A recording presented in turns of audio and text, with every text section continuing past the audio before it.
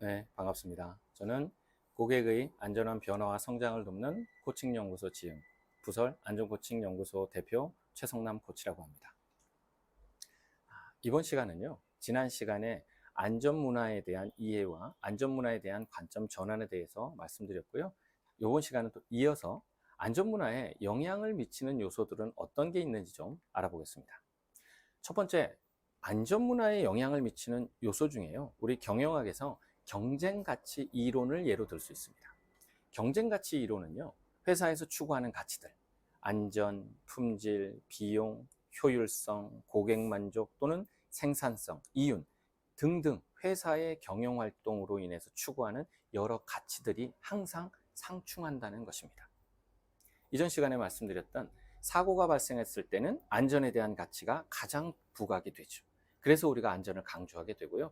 다시 안전에 대한 가치가 약해지기 시작하면 다른 가치가 올라옵니다. 고객 만족 또는 생산성, 효율성, 이윤 등등의 가치가 대두되게 되면 안전에 대한 가치가 약화되어서 안전문화의 수준도 약화된다고 볼 수 있습니다. 두 번째, 행동입니다. 이 행동 중에서도 리더들의 의사결정과 관련된 행동입니다.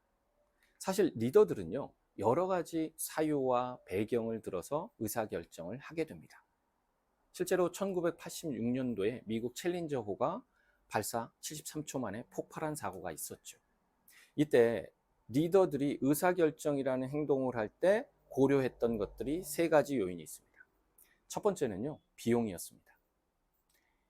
이 챌린저호를 발사했을 당시 6번째 시도였고요. 5번을 취소했었습니다. 한 번 취소할 때마다 어마어마한 돈이 들어가죠. 수백억 이상의 돈이 들어갑니다. 그래서 6번 만에 발사할 때는 이제 더 이상 예산이 남아있지 않았어요. 그래서 예산을 이유로 의사결정, 즉 발사라는 의사결정을 하게 된 이유가 하나가 있고요. 두 번째는 바로 창피해서였습니다. 미국은 이 챌린저호를 발표하기 이전까지도 우주 왕복선을 25차례나 성공한 사례가 있었습니다. 자신감이 있었죠. 그래서 요 86년도에 폭발할 그 당시, 그날은 전 세계의 언론들이 다 주목하고 있었고요. 생중계를 했습니다. 그리고 우주인들, 7명의 안타까운 우주인이 사망을 했는데 우주인의 가족들도 초대하고 미국 국민들도 발사 현장으로 초대를 해서 그렇게 발사 광경을 보게 했었죠. 그래서 지금 취소를 하면 미국의 체면이 말이 아니다, 이런 우려가 있었어요. 그리고 세 번째는요, 설마였습니다. 사실 이 챌린저호가 폭발하게 된 원인은 작은 고무링 하나였습니다.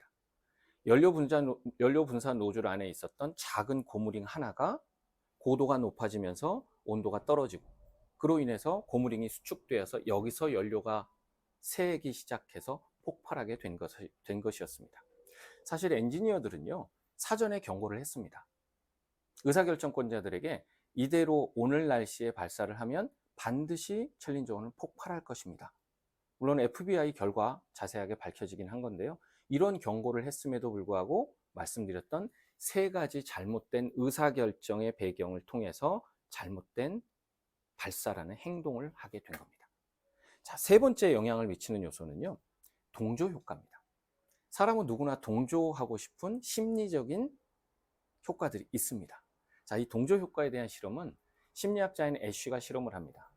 대학생들 8명을 한 조로 구성을 했고요. 1번부터 7번까지는 잘못된 데이터, 즉 요만한 막대 그래프와 이만한 막대 그래프와 크기를 물었을 때 1번부터 7번까지는 같다고 대답하도록 사전에 약속을 한 겁니다. 그런데 8번 참가자에게는 그 약속을 하지 않았습니다. 어찌 보면 8번 참가자만이 진짜 실험 참가자였다고 말씀드릴 수 있겠죠. 자, 근데 여기서 놀라운 결과가 발표됩니다. 참여한 대학생들 중에요, 37%의 대학생들이 적어도 8번째 학생들입니다. 8번째 학생들이 적어도 한 번은 1번부터 7번까지의 앞에 학생들이 잘못 대답했던 답을 똑같이 따라했답니다. 이만한 크기의 막대와 이만한 크기의 막대가 같은가요? 물었을 때 37%의 대학생들은 네, 같습니다 라고 대답을 한 것입니다. 여기서 애쉬는 실험을 그치지 않고요, 좀 더 추가로 실험을 해봅니다. 그랬더니 나머지 63%의 아니라고 대답했던 이막대와 이막대는 다릅니다. 크기가 다릅니다라고 대답했던 학생들에게 추가로 실험을 했더니요. 2번, 3번, 4번 추가로 물었더니 이 학생들 중에서도 75%의 학생들이 적어도 한 번은 네, 같은데요? 라고 대답을 했답니다. 즉, 다른 사람이 틀린 답을 이야기해도 대다수가 그 답을 따라간다는 것입니다. 이렇게 사람은 동조 심리가 있습니다. 그래서 안전문화에서 대다수가 안전하게 행동을 하고 있는 이런 안전문화가 조성이 된 사업장이라면 설사 개인이 성실성이 좀 떨어지더라도 안전하게 행동을 하게 되는 것입니다. 그리고 또한 또 하나의 우리 심리적인 영향을 보면요, 책임감도 있습니다. 만약에 여러분들 100명의 학생들을 강의장에 테스트를 하기 위해 100명의 학생들을 강의장에 모아놓고요, 밖에서 한 사람이 비명을 지르면서 쓰러진다는 가정을 해보면 이 100명의 학생들 과연 몇 명이나 뛰어나가서 그 사람을 구할까요? 실제로 실험을 했더니요, 거의 대부분의 학생들이 나가지 않았습니다. 그런데 강의장에 한 명의 학생이 있었고요, 강의장 밖에서 다른 사람이 비명을 지르고 쓰러졌을 때 모든 실험 대상자들이 한 명이 혼자 강의장에 있었을 때는 다 나가서 그 사람에 대한 안부를 묻기 시작했습니다. 즉 여기서요, 100명의 학생들이 있으면 이 100명의 학생들이 이 사안에 대한 책임감은 n분의 1이 되어서 각자 1%밖에 느끼지 못합니다. 그런데 한 명의 학생은 그 책임감이 바로 100%가 되기 때문에 밖에 비명 소리가 들리면 쫓아나가서 그 사람을 도우려 시도했던 것입니다. 여기서 안전문화를 책임감을 주고 100% 개인이 실행하게 하려면 여기서처럼 책임감과 의무감을 명확하게 해줘야 합니다. 그러려면 어떻게 행동을 해야 되고 어떻게 작업을 해야 되는지가 명확해져야 하는 겁니다. 예를 들면 우리가 심폐소생술을 할 때도 자동 심실세동기를 작동할 때 우리 그렇게 하죠. 기계를 작동하시는 분이 한 사람을 지목하죠. 저기 빨간 티 입은 청바지 입고 머리 긴 여자분 119에 신고해 주세요 라고 명확히 지정하는 이유가 바로 여기에 있습니다. 그분에게 119에 신고해 줄 책임감을 100% 부여한 겁니다. 안전행동도 마찬가지입니다. 안전행동도 어떻게 명확하게 행동을 하라고 세부적으로 규정이 되어야만 그 행동에 책임감과 의무감이 생깁니다. 그리고 아주 중요한 요소가 있습니다. 안전문화에 영향을 미치는 중요한 요소 중에 하나가 바로 내 행동 결과에 대한 기대입니다. 안전하게 작업했을 때 나에게 긍정적 피드백이 오는지, 또는 불안전하게 작업을 했을 때 나에게 어떤 결과, 즉 피드백이 오는지에 따라 사람의 행동은 바뀌게 됩니다. 그래서 이렇게 안전한 행동을 꾸준히 하시는 분들께 긍정적 피드백을 꾸준히 준 이런 사업장에 계신 구성원분들은요, 이렇게 행동들을 하십니다. 안전 참여 행동이 훨씬 높아지고요, 신규 구성원이 현장에 와도 이분들이 스스로 안전작업 절차를 알려주게 되고요, 현장의 위험 요소도 적극적으로 스스로 찾아서 개선하려고 노력합니다. 그리고 작업 지시가 안전하지 않을 때는 해당 작업에 대해 안전한 작업을 요구하는 행동도 하게 됩니다. 즉 우리가 행동 결과에 대한 기대가 나에게 어떻게 영향을 미치는지에 따라 행동이 바뀐다고 말씀드릴 수 있습니다. 그리고 또 하나 우리가 중요하게 보아야 될 것이 바로 안전행동의 선택권입니다. 내가 스스로 안전한 행동을 선택할 수 있는 선택권이 있으셔야 합니다. 이것은 우리가 산업안전보건법 상으로 제가 연결을 해서 말씀드려 보면 근로자의 작업 중지권이 있습니다.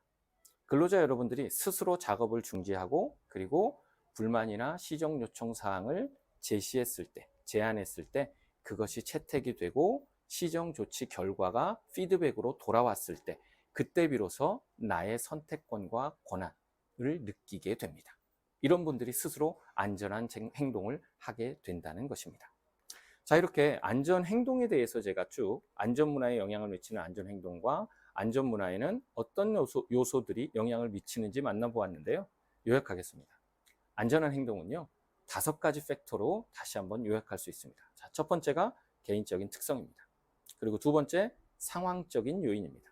그리고 세 번째, 안전 관련된 지식이고요. 네 번째, 이 지식을 어떻게 현업에 적용하는지 안전 기술이 있습니다. 그리고 마지막 5번째, 안전 동기가 있습니다. 이 5가지 팩터들은 더하기가 아니고 다 곱하기입니다. 그래서 개인의 특성 또는 상황 요인, 안전 지식이나 기술, 안전 동기, 여기서 어느 하나만 0이 되거나 마이너스가 되어도 안전한 행동은 일어나지 않거나, 예를 들면 안전 동기가 마이너스라면 나머지 4가지 팩터가 플러스여도 곱해보면 마이너스, 즉 불안전한 행동을 하게 되는 것입니다. 자, 여러분, 우리 안전한 행동의 변화를 위해서 안전문화에 보다 더 신경을 써주셔야 되고요. 이런 개인적 특성들 그리고 상황적 요인들을 다시 한번 점검하는 시간이 되셨으면 좋겠습니다. 감사합니다.